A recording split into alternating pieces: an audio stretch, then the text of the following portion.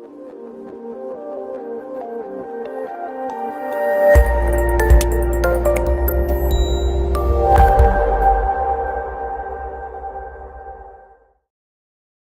everyone, thank you for joining. Today we'll be escaping virtualized containers. I'm Yuval Avrahami, I'm a security researcher at Palo Alto Networks, and me and my team's main focus is cloud security and container security. And today I'm going to walk you through a research I conducted on Kata Containers, which is a sandboxing solution for containers that runs virtualized containers. It runs each container inside the virtual machine. And today we'll be trying to escape that sandbox and hopefully through that, learn a bit about container security. So a bit about the agenda for today. We'll start off by talking about container and container security in general. And then we'll talk about Kata Containers, a sandboxing solution, like I've said. Why is that needed and how is it implemented? And then we'll try to escape the sandbox. So we first need to break out of the container and then escape the virtual machine. So we have quite a bit of challenges ahead. And then we'll wrap it up with some takeaways from the research. So let's start with containers. There's a misconception that containers are just lightweight VMs. That's not the case. Truth on steroids is actually a better description if you're familiar with Linux. But when I wanted to really sum up containers in one sentence, what I came up with is restricted processes running in a separate file system. And the key word here is processes. At the end, containers are just Linux processes running with a couple of isolation primitives applied to them. And you probably heard about some of those isolation primitives. So for example, namespaces define what a process or what a container can see. So the PID namespace will define what other processes may a container see. Then you have primitives which are more related to what a container can do, like capabilities and seccomp. So for example, capabilities are basically privileges in Linux. So you wouldn't like the container to have the sysreboot capability, as that would allow him to shut down the machine. And of course, that's something you don't want the container to be able to do. Finally, the final piece that really ties it all together are control groups or C groups, which are all about resource isolation and limiting the container's access to host resources. For example, you wouldn't like the container to be able to exhaust the entire host memory and launch a denial of service attack against the host, right? And all of those together allow us to separate a process enough from the system for it to be considered a container. But you still can't really compare the type of isolation provided by those primitives and the isolation of containers to the level of isolation provided by virtual machines.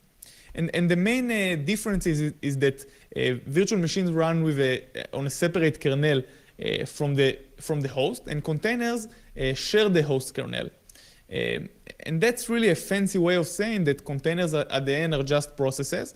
And like any process, they interact with the kernel quite frequently, either when they invoke system call or if a page fault happens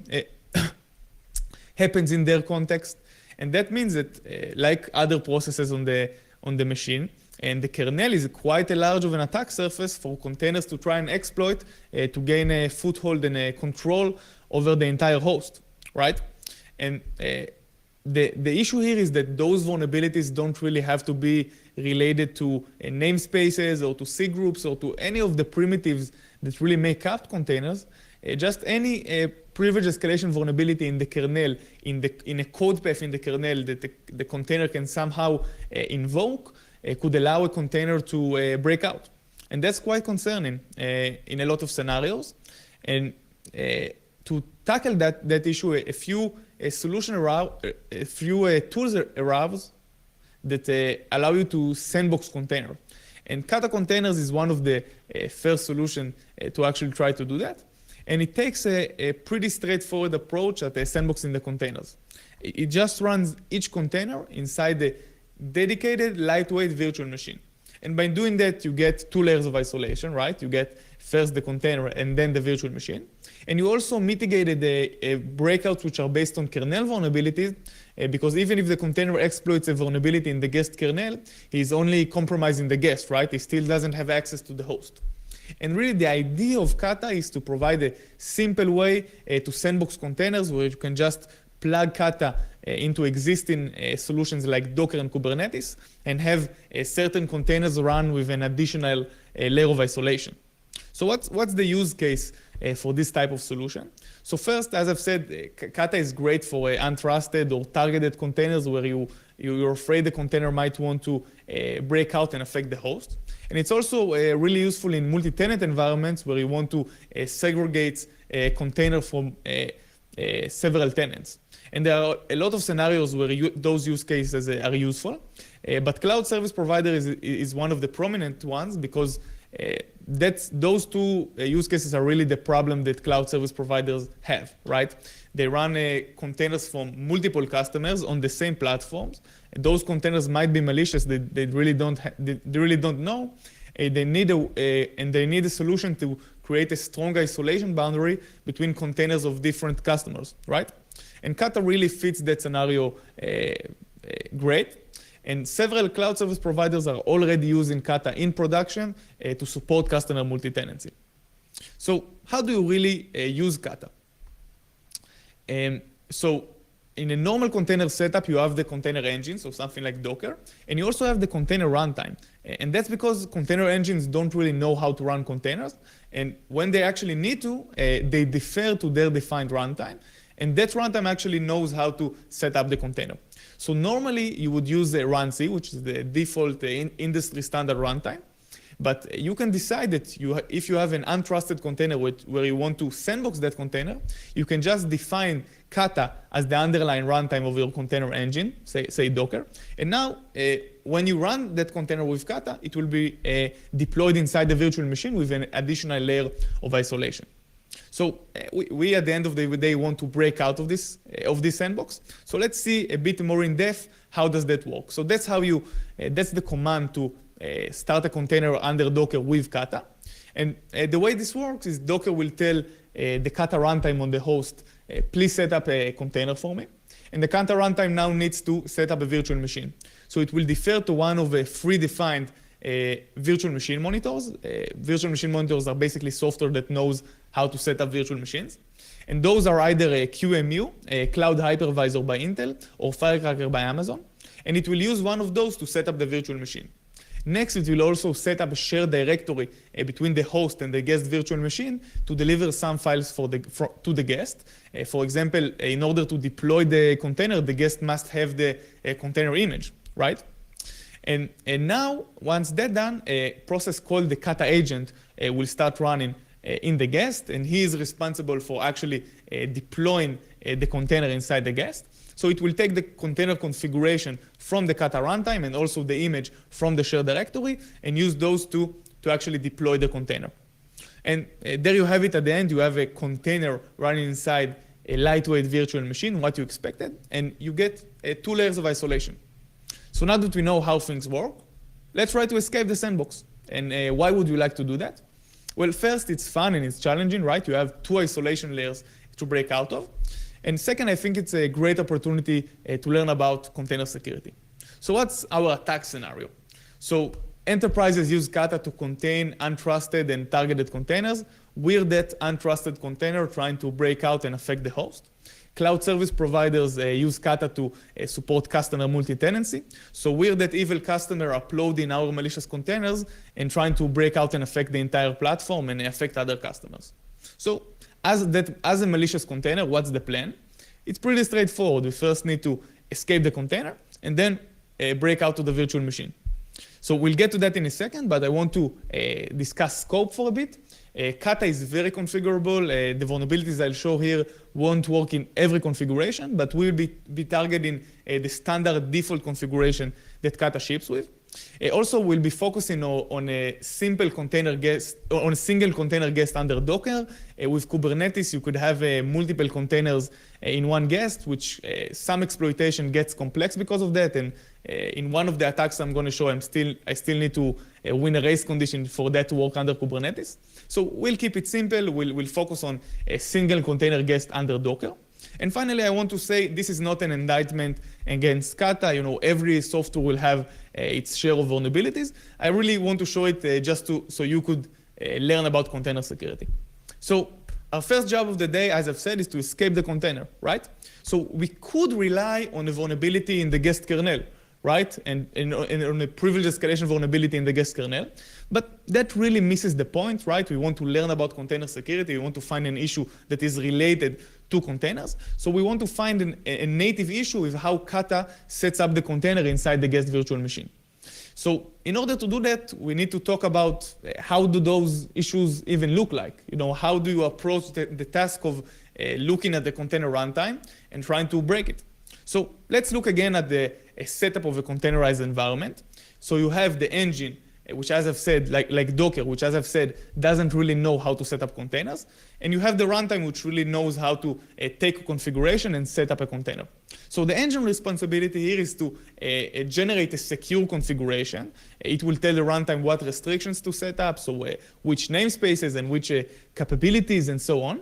And the runtime will take that configuration and apply it to create a container.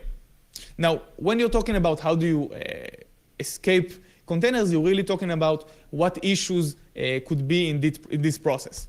So the first type of issue that could arise in this process is in the initialization of the containerized process. You have a host process, the runtime, trying to use untrusted variables like the container image and the command, and to set up a containerized process. That process is really, that procedure is really complicated and crucial, and a lot of issues was found in that process. For example, there was an issue with the runtime briefly exposing host file descriptors to the container, which the container could have used to break out. And that issue really is a runtime issue because the runtime is the one in charge of setting up the container, right? And the second type of issue is really an engine issue where at the end, you finish the initialization of the container, and now you have a running container with a couple of restrictions applied to it. But there could be a scenario where that container is simply not restricted enough, right? And that really points to a problem with the container configuration and the restrictions supplied by the engine. And because of that, that's an issue with the engine. And it really it points to permissive engine defaults or perhaps to a new breakout techniques that wasn't discovered before. And normally those are the two areas where you will hunt for issues and vulnerabilities in. But when I came to look at Kata, I noticed that it's quite a unique case because Kata is a runtime that actually modifies the configuration received from the engine. And the reason it does it is because it turns out that a configuration generated on the host need to be adjusted in order to be valid for use to deploy a container inside a different machine, inside the virtual machine, which has a different kernel, a different set of emulated hardware, and so on. But that's really dangerous to do because container engines, over years of vulnerabilities, have learned how to create a restricted enough configuration that isn't breakable. So for us, if we want to escape, we could take a look at what Kata does and perhaps find issue with how it modifies the configuration. And Kata does a couple of things, but the main things I want to focus on is that it discards several C groups, several control groups, C groups. And C groups are tied, as I've said, to hardware resources. And because the host and the guest have a different set of hardware resources, right? The guest have an emulated set, a virtualized set of hardware resources. Some C groups just don't make sense in the guest if you generate them on the host. So for example, a device C group, the host and the guest have different devices. And you might think it's a bit extreme to just discard several C groups, but if I wanted to understand the reasoning behind it, I think the reasoning is that C groups are known to be mainly about denial of service attacks, preventing denial of service attack from the container to the underlying machine. But because here the container runs inside the guest virtual machine, it's no problem really if the container launches a denial of service attack against the guest, right? It's only hurting itself, only attacking his own sandbox.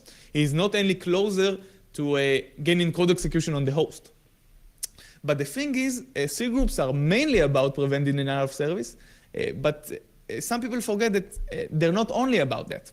And one C group that is actually quite interesting, which Kata doesn't enforce, is the device C group.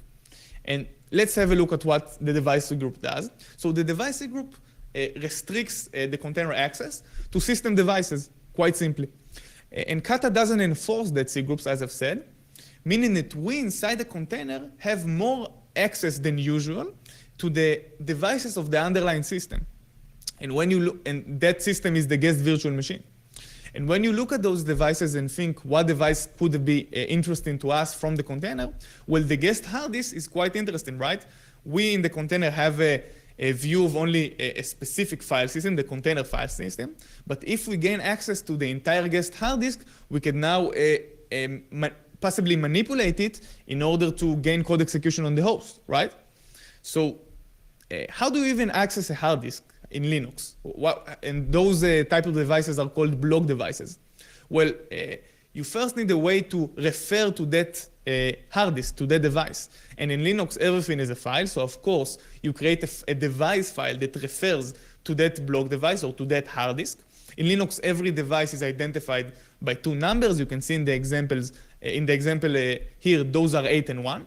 So you first use make node to create the device file referring to that device. And then you mount the device file over some directory in your system. And now when you interact with the files under the directory, you're actually interacting with the hard disk, right? Everything you do in the directory is propagated back to the hard disk. And that's really the easy way to interact with the file system. That's actually not very useful for us in the container, because in the container, we have the make node capability, which is required to create the device file, but we don't have the sysadmin capability, which from the name you may realize that it's good the containers don't have the sysadmin capability. But because we don't have that capability, we can't mount. And below you can see a Kata container running under Docker, which can create the device file for the guest hard disk, but it can mount it. So it seems like we're in a bit of a problem. Even though we should have more access to the devices, other restrictions are still stopping us. But there is actually another way to access devices in Linux, and that's by directly reading and writing to the device file, so you don't even need to mount them. And why is that useful? For example, if the hard disk have a corrupted file system and you are not able to mount it correctly, you might need some direct access to the device to try to fix things. So there are actually build tools like debugfs, which we can use inside the container to directly interact with the hard disk without needing to mount it. And you can see in the example there that we can see the files on the hard disk, and we have a great indication that that's really the guest hard disk, because when we inspect the binaries in it, we can see the Kata agent, which we expect to be present on the guest. And it's not only reading access to the hard disk, it's also writing access. So because we don't have device group, we can actually modify the guest hard disk from within the container. So does that mean we broke out? Can we now just easily execute code on the guest? Well, it turns out that it's not so easy, and there are two mechanisms in our way, the page cache and the entry cache. And because of those changes that we make at the device level may not really be apparent to processes running on the guest. So why is that? In Linux, when a process interacts with a file, Linux will read that by reading it, executing it, or whatever, Linux will read that file from the hard disk, right? But that's an expensive operation. So it will also keep a cache of that file content in the page cache. So the next time a process accesses that file, then Linux doesn't have to go all the way to the hard disk and can simply access the page cache. That's great for performance, but it's pretty bad for us because we're in the container and we are directly writing to the hard disk. So if we're in the container, for example, and we modify SH on the hard disk, and then some process on the guest tries to access SH, if SH is already in the page cache, that process will see the original version of the SH from the page cache and not our malicious version on the hard disk. And that's not good for us if we want to gain code execution on the guest.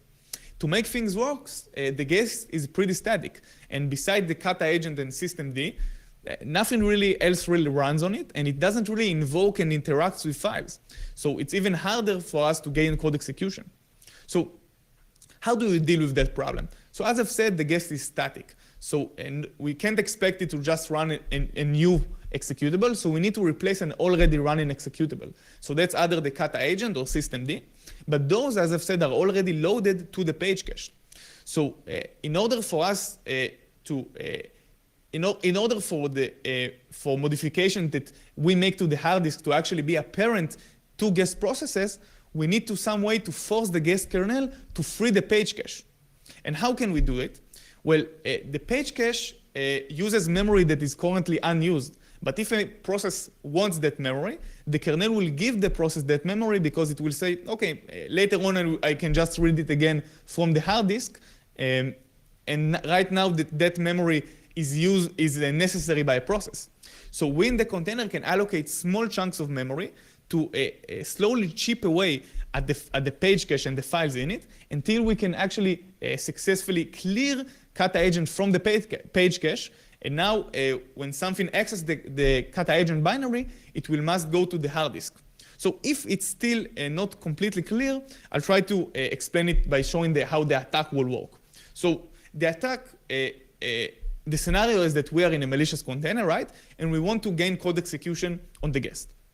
So what we do, we first override the Kata agent binary on the hard disk. But nothing really happens because the Kata agent process, the memory is mapped to the version in the page cache, which isn't malicious.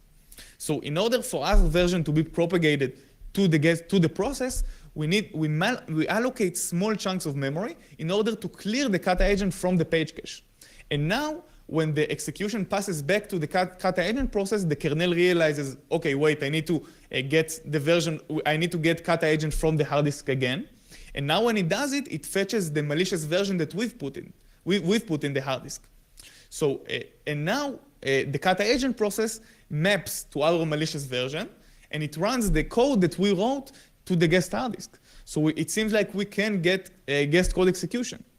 But the truth is, it's not really that easy, because replacing replacing the binary that a process is running while it is running, it's quite tricky, because you can imagine that the Kata agent process is now running a specific opcode in a specific function. And now when we replace the executable that it is running, we don't know when that switch will happen. So we don't know where in the new binary where it will land, which opcode it will now execute in the new binary. So it's really hard to get a stable code execution using that. And the most likely thing that will happen is that the Kata agent process will just crash. So that's not good for us. We want stable code execution.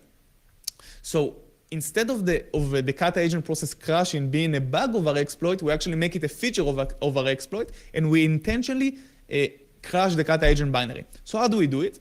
We intentionally override the Kata agent binary on hard disk with garbage data. But we also override another binary, systemd shutdown, with the actual malicious code that we want to run on the guest.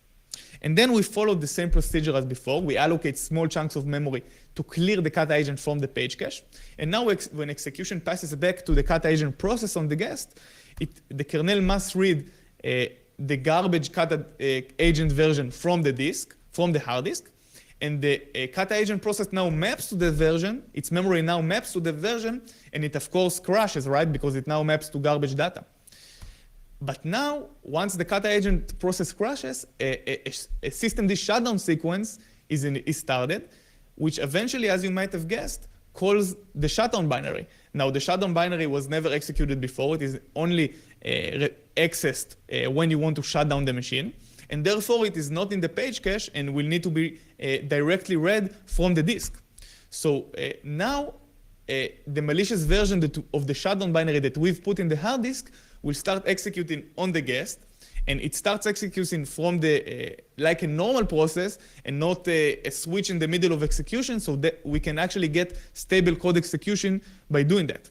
So let's see a demo of how does that work. In the demo, the malicious shutdown binary will simply create a file in the shared directory, which is supposed to be only accessible from the guest and not from inside the container.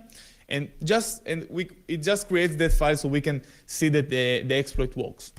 So let's see the exploit in action.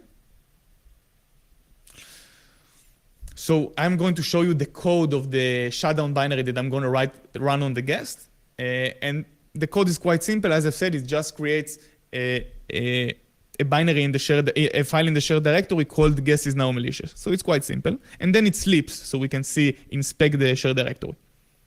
So we are now running the exploit with Docker under Kata. And the first thing the exploit does is tell us, this is my container ID, so that's where the shared directory on the host side should be. And we can see that the shared directory has the normal contents, everything is okay. But now when the container continues, it gets create a device file for the guest hard disk, and it replaces the shutdown binary with the code that I've showed you, and also swaps the Kata agent binary on the guest hard disk with garbage data.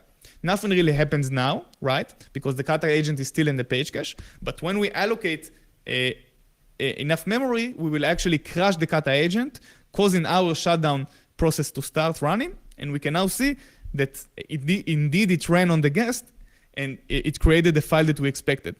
So that's great.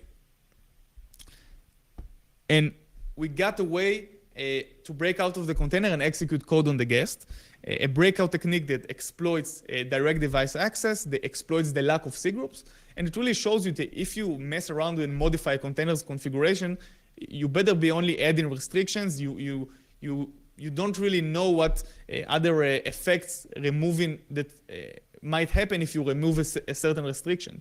Researchers might find a way to exploit that to break out. Now, the container does need the make node capability in order to exploit this issue, but that's default in most places, and of course, this issue received the CVE. So the next thing that we want to do is to escape the virtual machine, and that will actually be a bit easier. So let's talk about the attack surface of the virtual machine. So first of all, the Kata runtime is a process running on the host, and it parses messages from the Kata agent. So if there's a vulnerability in the Kata runtime, a malicious Kata agent might be able to exploit that and gain code execution. But Kata runtime is written in Golang, which is memory safe, and none of those messages really are that interesting. So that's really not relevant.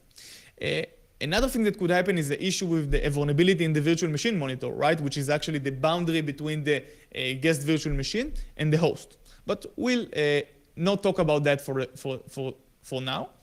What I really want to talk about is the shared directory between the host and the guest, because it's quite an interesting of an attack surface. The Kata runtime on the host side operates on the files in the shared directory, but the guest can control those files just as much as the host, right? It's a shared directory, meaning that we are in a malicious guest, we can manipulate the file in the shared directory in order to maybe affect the Kata runtime running on the host as root to do some things that it doesn't expect. And one of the most interesting things that's done with the shared directory is that it is used to deliver the image to the guest. So let's see how does that work. So when the guest virtual machine is started, Kata runtime bind mounts the container image to the shared directory. Then the container starts running inside the guest. At some point, it terminates inside the guest. And then the Kata runtime unmounts the container image from the shared directory. So that seems quite reasonable, right? But the problem here is that both mount and unmount operations follow symlinks. So in the guest, meaning that a malicious guest could place symlinks inside the shared directory and cause the Kata runtime to target other things on the host that are not in the shared directory. So it's really easier to see it in action. So let's start actually with the unmount redirection because that's easier to understand. So that's how the attack looks. We are in the malicious container and we somehow broken up to the guest, maybe using the technique that I've showed earlier. And now from inside the guest, we can create a symlink where we know in the shared directory where we know the Kata runtime will try to unmount.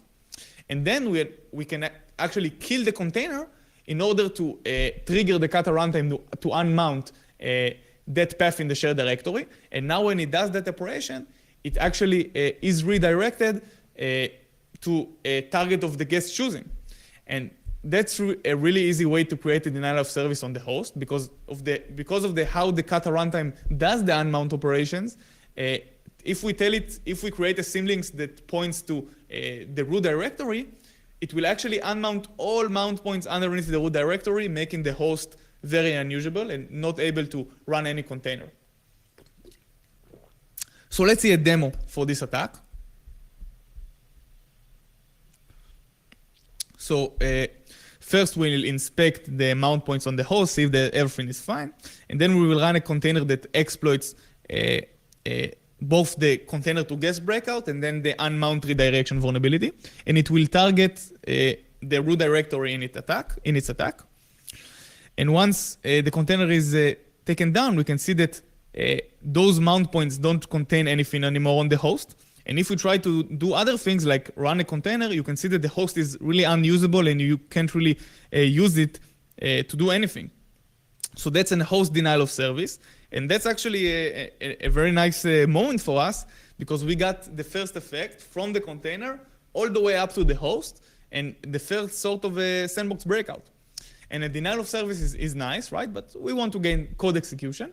So let's look at the mount redirection. You can also redirect not only the unmount operation of the image, but also the mount operation of the image. And that's more interesting because the image, as I've said, Kata is used to run untrusted images. So the image possibly is malicious.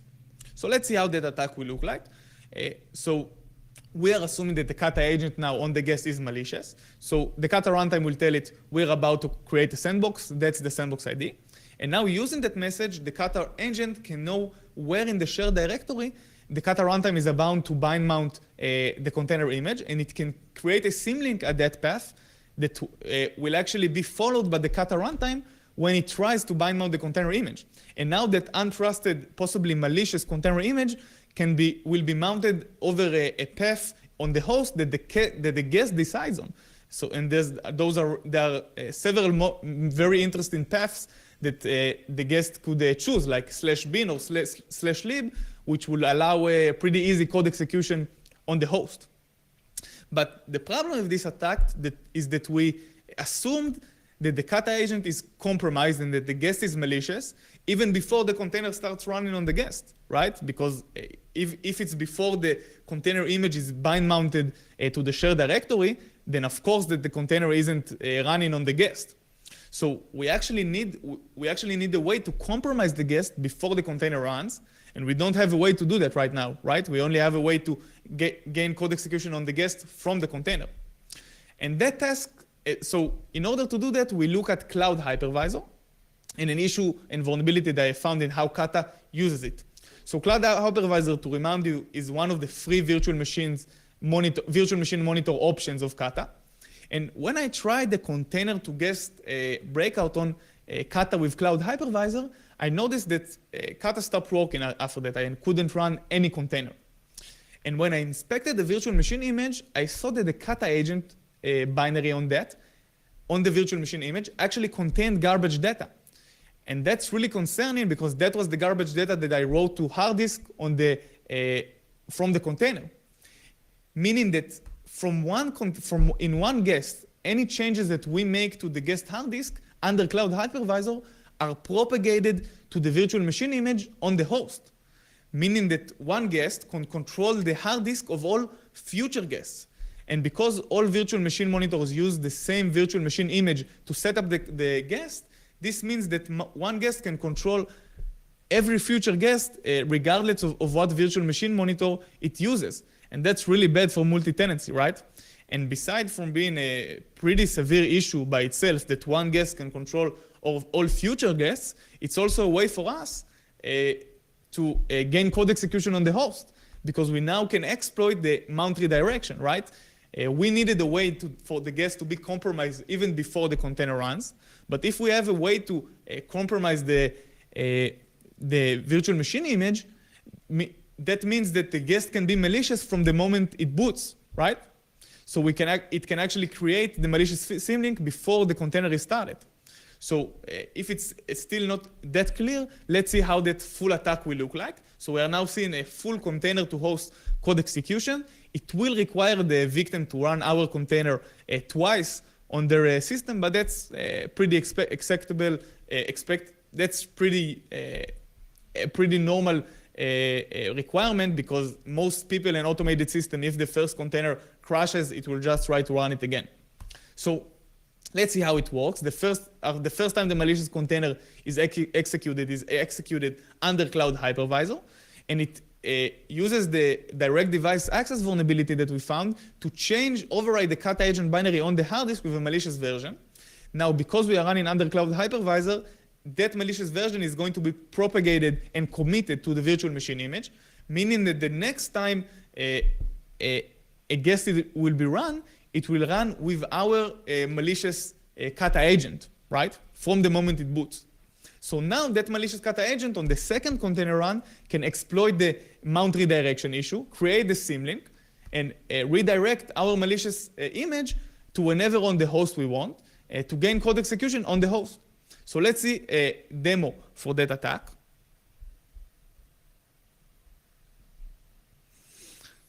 So we will be trying to mount the container image over /bin on the host, and we can see that /bin is completely normal right now. So we'll run the container under Kata with Cloud Hypervisor, and the first container will replace the Kata agent binary on the virtual machine image, exploiting the vulnerabilities that we discussed.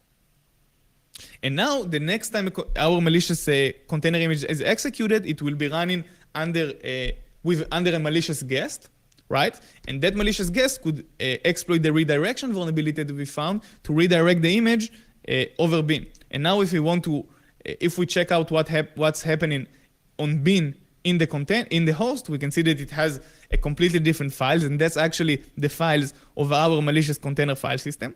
And if we now try to execute something from inside the binary that is inside bin, we can now see that the malicious version of that binary is running on the host, and we actually got code execution from the container all the way up to the host.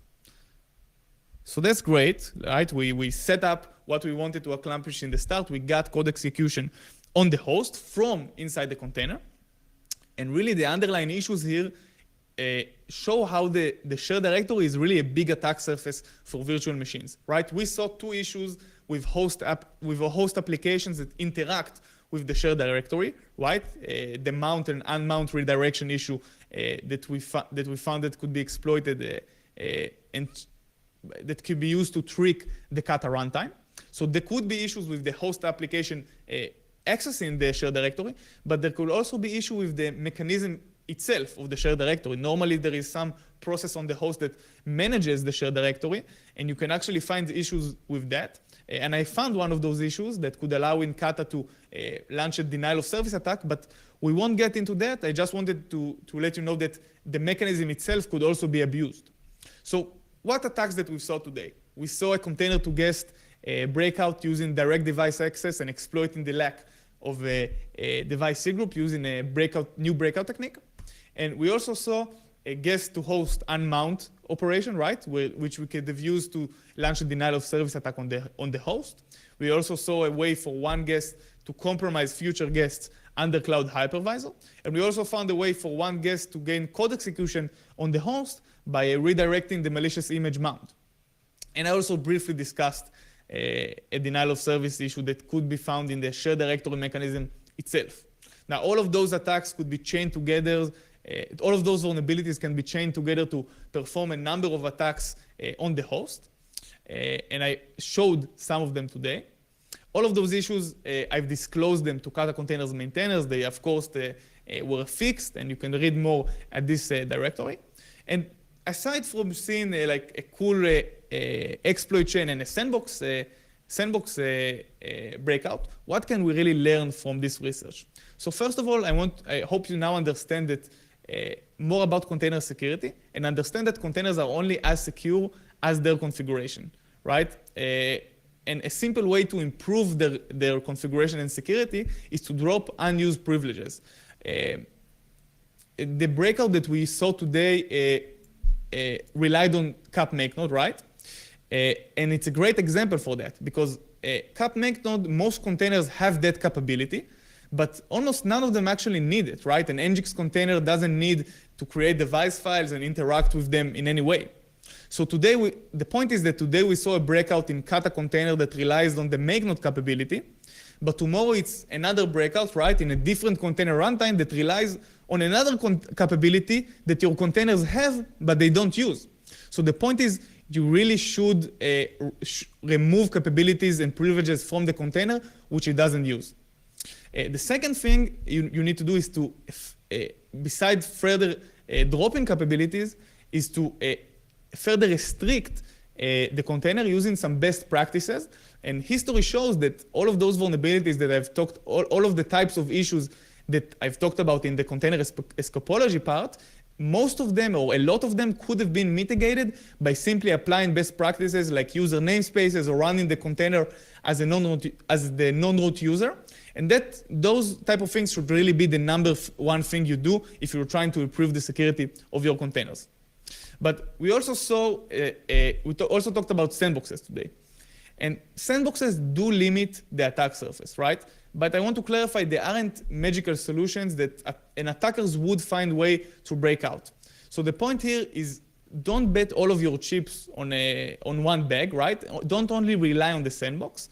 You should really be prepared for that sandbox to be broken out of. It should be an enhancement and not a replacement of your current security features. And the final thing that if you do decide to use a sandbox, you should really get the full potential out of it and enable its security features. Kata, for example, has some security features that aren't enabled by default that could have been useful to mitigate one of the attacks that we saw here today. So that's really all I have for you today. I hope that you enjoyed it, that you learned about container security a bit, and I'll be happy to take any questions.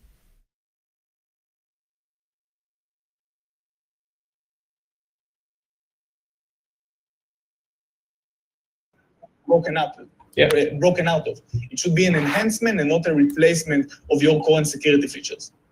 And the final thing that if... Yep. Oh, I'm live. Hi, guys. So I'll just go over any remaining questions.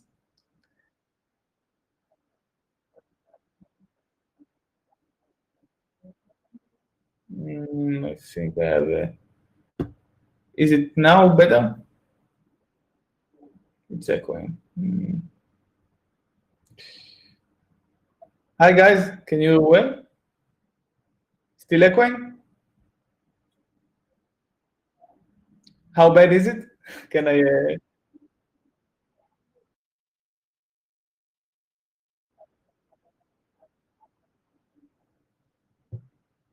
So guys, it turns out I'm echoing.